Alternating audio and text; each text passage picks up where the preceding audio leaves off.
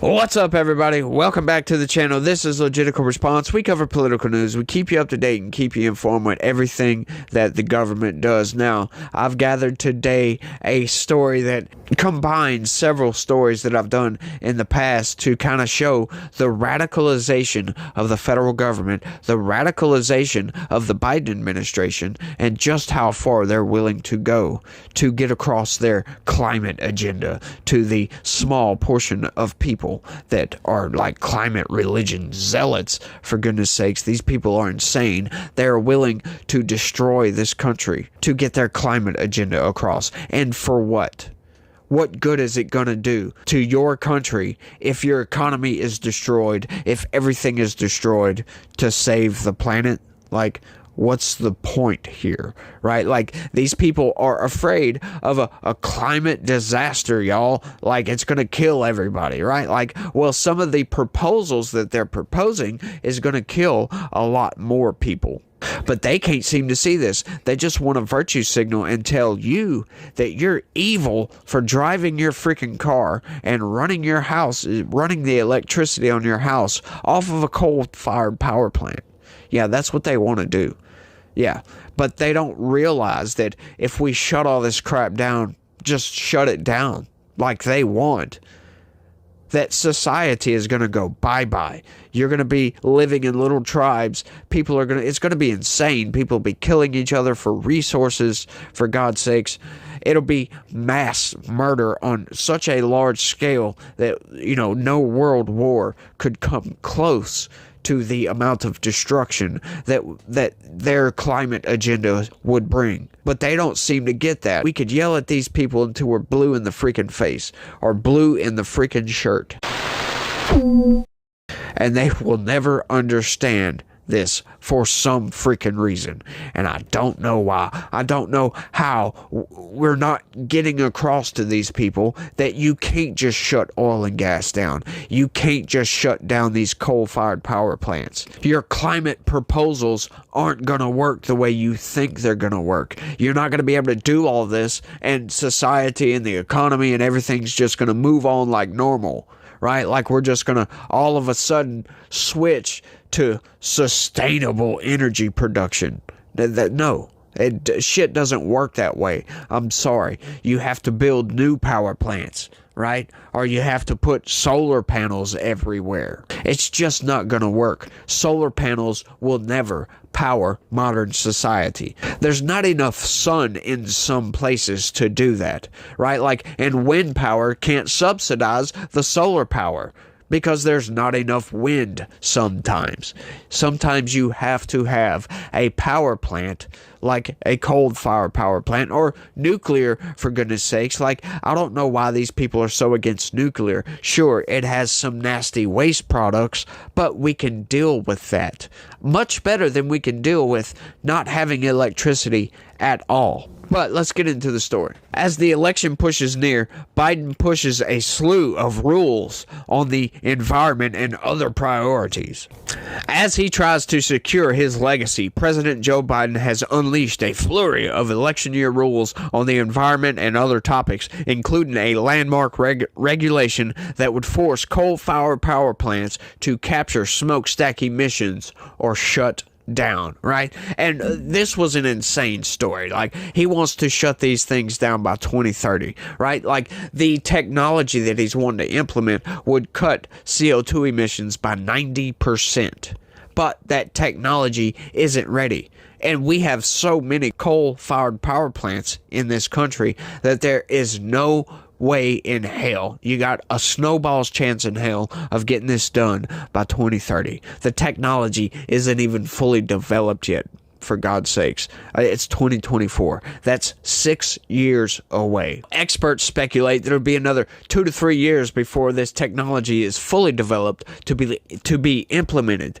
That gives us 3 to 4 years to install all of these scrubbers, if you will, on all these stacks at these coal-fired power plants. There's just no way that's going to happen. And one thing, the Biden administration is making all these proposals, but he has no solution to replace these proposals, right? Like, they're not building new nuclear power plants or sustainable power plants. They're not trying to put solar panels on every single house in the United States. They're not trying to subsidize it, if you will, to keep the grid working.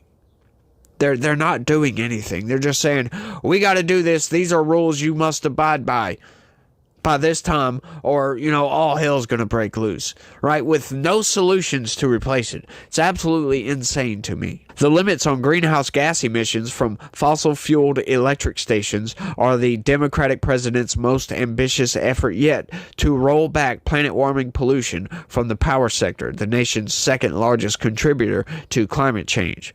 The power plant rule is among more than 60 regulations Biden and his administration finalized last month to meet his policy goals, including a promise to cut carbon emissions that are driving climate change roughly in half by 2030. The regulations led by the EPA, but involving a host of other federal agencies, are being issued in quick succession as the Biden administration rushes to meet a looming but uncertain deadline to ensure they are not overturned by a new Congress or a new president. Which is insane. That's like making up a bunch of new rules and not knowing the outcome of those new rules. You don't know if that's going to absolutely destroy your economy. That's why I always say the Biden administration is destroying the economy. He is destroying this country because just reckless abandon for any kind of logic-based thought process he has. It's like, what are you thinking, Biden? You can't just implement these rules and expect everything to just go okay. Right? Like, if these power plants really shut down, it's going to cause chaos all over the country. I don't see how he doesn't realize this. If these power plants just shut down, millions of people, hundreds of millions of people probably, will be out of electricity. That means a lot of people are going to die. A lot of people are going to just go into chaos mode, into panic mode, because they don't have electricity anymore. So what are they going to do? You can't just go to your grocery store anymore and buy food. No, you have to get it from somewhere. And the government's not going to just hand out food. There's not enough of it to just hand out to all these people. So what are you going to do? Yep, yeah, you understand where this is going, I'm sure. The Biden administration is in green blitz mode, said Lena Moffitt, executive director of the activist group Evergreen Action. The barrage of rules covers more than just the environment. With the clock ticking toward Election Day, Biden's administration has issued or proposed rules on a wide range of issues from student loan forgiveness and affordable housing to overtime pay, health, and compensation for airline passengers who are unreasonably delayed, as he tries to woo voters in his re-election bid against presumptive Republican nominee Donald Trump. You see, even the corporate press cannot deny that Joe Biden is trying to purchase votes from people, y'all. And we see it for what it is. Like, I'm constantly saying he's destroying the country, because he is. He's destroying the rule of law, for God's sakes, by going around the Supreme Court with this student loan forgiveness BS. You can't do that. You're forcing taxpayers to pay for somebody's college loans who I don't even know these people, and we're having to pay for this, because how else do you pay for it, right? And another thing, the affordable housing. That's also taxpayer subsidized. Compensation for airline passengers. Yeah, I happen to agree with that one. That's a good idea, but you know what else that's going to do? That's going to raise the cost, because they're going to compensate themselves by making it more expensive to fly. So there you go, Joe Biden. Good freaking job. I'm already making things that are already too expensive even more expensive, raising the cost of everything. It's like a foolish notion. He's trying to buy votes by telling people he's going to raise the cost of everything and possibly destroy the country. Yeah, great freaking job. But I don't think people see this for what it is. They're like, oh, he's forgiving student loan debt. What a nice guy. not realizing that it's taxpayer subsidized and that everybody's going to be paying for that, right? Oh, he's such a nice guy. He's trying to clean up the climate, not realizing that that's either going to put millions of people without electricity, or it's going to boost the cost of your electric bill so high that you're not going to be able to afford electricity, putting millions of people without electricity, plunging everybody into chaos. It's nuts. In all, federal agencies broke records by publishing 66 significant rules in April, higher than any month in Biden's presidency, according to George Washington University's Regulatory Studies Center. More than half of the rules, 34, were considered likely to have an economic impact of at least $200 million, the center said. And you notice they didn't say a positive or negative impact. They just said an impact. So you know what that tells me, and knowing what I know from reading all these news articles, that, yeah, this isn't going to have a positive impact of $200 million. It's going to have a negative impact. Once again, we are spending already in a $1.7 trillion deficit. Adding another $200 million to that is making the problem worse. It's not making the problem better. So, in the Biden administration's infinite wisdom, how the hell does that come to some sort of positive gain for the country? It doesn't. It's a negative. It's a net negative, for goodness sakes. These people, I don't understand how the corporate press and the Biden administration just doing this and just saying these things that sound okay can think that people aren't going to rationally think about this, put a little bit of critical thinking skills to some of this and think that this is good, that they're not going to work these issues out in their head and think this is going to absolutely make things a whole hell of a lot worse. How do they get off thinking that? Do they think that we're just that stupid? I guess. That tally is by far the highest issued by a recent president in a single month, the center said. The next closest was 20 such rules issued by Trump in his final month in office. Biden is not shying away from promoting the rules. For example, he went to Madison, Wisconsin to promote his action on student loan relief after the Supreme Court rejected his initial plan. More often, cabinet officials are being dispatched around the country, often to swing states, to promote the administration's actions. Yeah, like I said, Bidenomics is working, y'all. Just look at the economy. It's doing great. Check out the markets, by the way. Huh? What do you mean you're paying more for everything? No, you're just too stupid to understand that the economy's doing good. You're not paying more for everything. No. Your eyes and your pocketbook is absolutely lying to you. Bidenomics is the best thing since milk to cereal. Policies created by rulemaking are easier to reverse than laws when a new administration takes office, especially with a sharply divided Congress. There's no time to start like today, Biden said on his first day in office as he moved to dismantle the Trump legacy, which he has done a very good job at dismantling the great economy that we had under Trump, dismantling everything that Trump did that was a net positive for the country, right? Like a secure-ish border. Yeah, we had a secure-ish border under Donald Trump. What do we have now? No border whatsoever, y'all. We might as well call our country a Mexico or something stupid because we don't have a southern border. Over the course of his presidency, Biden has reinstated protections for threatened species that were rolled back by Trump. He also has boosted fuel efficiency standards, reversing the former president. The Education Department's gainful employment rule targets college programs that leave graduates with high debt compared to their expected earnings.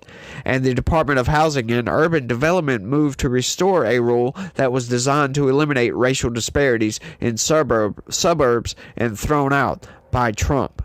Yeah, because they probably made 0 sense and were put in place to damage the economy, right? Like, these woke people just make absolutely no sense. They think that there's not going to be disparities. When you have a meritocratic system, you're going to have disparities, right? because the work you put into it is what you get out of anything and everything. So if you're lazy and don't like doing stuff, yeah, you're going to be broke. You're going to be poor. But if you get off your butt and do stuff, get out there and work a job, do your thing, you're going to move up in life. The whole woke idea of eliminating disparities all over the place, right? Like, how are you going to do that? How are you going to eliminate, like, height disparities in people? Explain that one. How? How would you do that when biology dictates how tall you're going to grow? How are you going to eliminate that disparity? I want to be 6'2". Give me another 3 inches, right? These people just are insane. You can't eliminate all disparities. There's always going to be some give and take. It's why they expected that Trump would move to reverse Biden regulations if he were to win in November. You're damn right, because he wants to get this country back on track, get the economy booming again, get our southern border secured up, try to stop some of these foreign wars that we're constantly funding. Yeah, and I sure hope he does. Rules issued by other agencies also face legal challenges.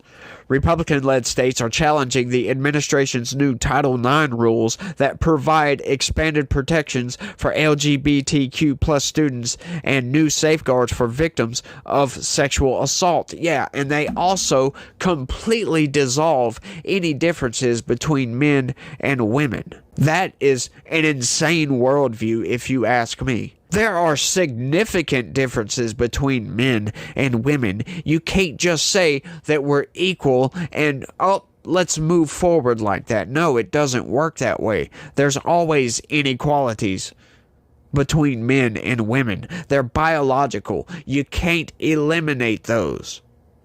You can't tell a man that if he feels like a woman today, that he can go into the women's bathroom. You're opening the door for pedophiles to come in and assault people. It makes no sense. These people are nuts, y'all, and we need to stop. I'm glad these Republican-led states are pushing back against this, because why should any class of people get more rights than anybody else, right? Like, why should LGBTQ plus people be more protected than anybody else? Can anybody explain that down in the comment section? Why should the alphabet people, LGBTQ plus people, have more rights than anybody else? Why? Can somebody explain that one to me? They're also suing to overturn a rule requiring background checks on buyers at gun shows and places outside stores. Yeah, because it's unconstitutional. Gerard, the Columbia law professor, said the threat of executive branch action being overturned by Congress or the courts makes it harder for either side to build up any momentum. That uncertainty also makes it harder for the industry to comply, since they are not sure how long the rules will be in effect. Yes, this is a good thing. We should limit the president's power to do stuff like this, regardless of what president. Yeah, I don't think Trump should have nearly as much power as Biden has. Yes, I think we need to roll that power back. I think Congress needs to assert itself a whole hell of a lot more, because Congress is the most powerful institution in this country, but they don't wield that power like they should. They just allow the executive branch to run over Congress, which is the representation of the people, or it's supposed to be, but, you know, Congress doesn't represent me or you. They only represent the corporate America interests in this country, because that's who lobbies them. That's who lines their pockets, y'all. And that's who they vote in the interest of. We have a very few amount of congressmen that are actually there to represent their constituents. That's why I tell people constantly, go to congress.gov, look up your congressman, look up their voting record, and you will probably be appalled with their voting record and see exactly what they vote for. $1.7 trillion deficit spending, making our life much harder instead of making our life much more easy, or making our life just normal even. When you hear these congressmen get out there and start railing against the Biden administration about their reckless spending and their reckless rules, well, guess what? Your congressman is at fault in that, because they could absolutely stop the executive branch from doing a whole lot of what the executive branch has been doing. But they don't do that, y'all. They don't do that whatsoever. But I want y'all to let me know what y'all think about all this down in the comments section. I think I've rambled on for long enough. I want to thank everybody for watching, and y'all try to have a good day and stay legitical. Peace.